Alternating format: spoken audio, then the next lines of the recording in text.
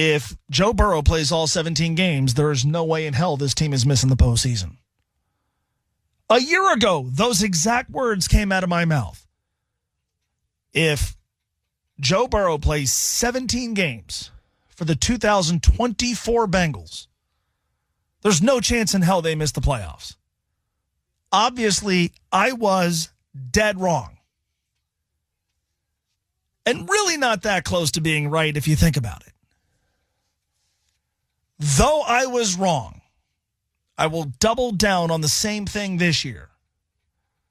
If Joe Burrow plays 17 games for the Cincinnati Bengals, or plays in every game that matters, allowing for he sits week 17 if there's nothing to be gained in that last game, or week 18, game 17, if there's nothing to be gained in that last game, if he plays all the meaningful games, this will be a playoff team. I find it impossible to believe that he will have played every game in consecutive seasons, and in those consecutive seasons, they won't be a playoff team. If there's one take or prediction that I feel good about when it comes to this team, it's that.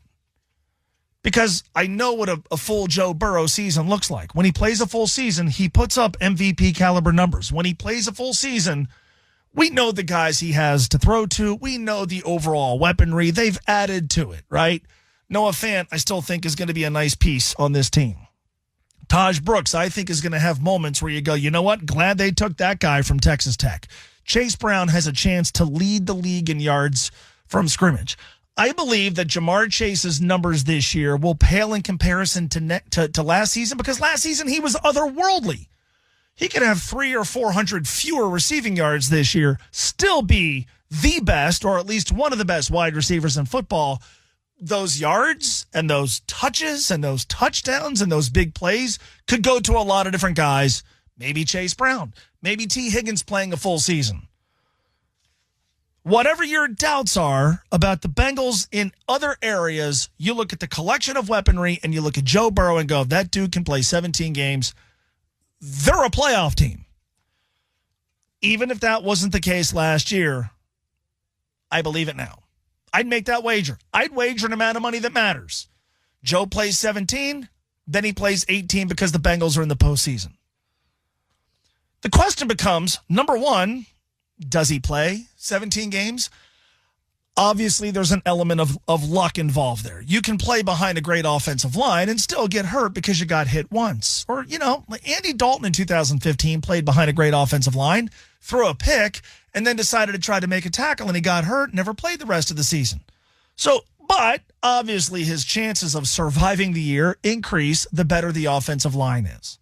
So one of the questions is, okay, we all agree he's going to play behind the best offensive line, probably the best offensive line he's played behind.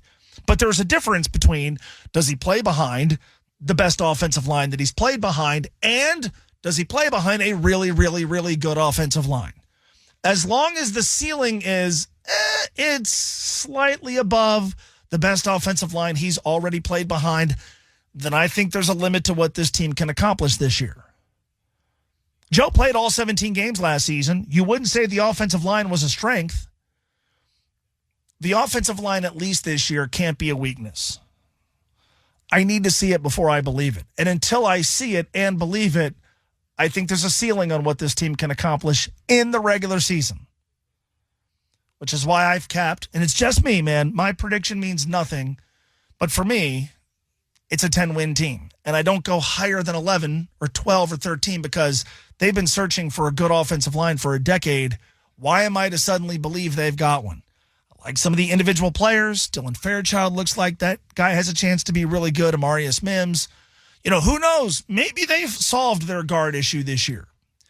But there's a lot that has to happen on that line to make any one of us feel like this offensive line could be a strength, a relative strength, or at least not a glaring weakness. And then the defense, man.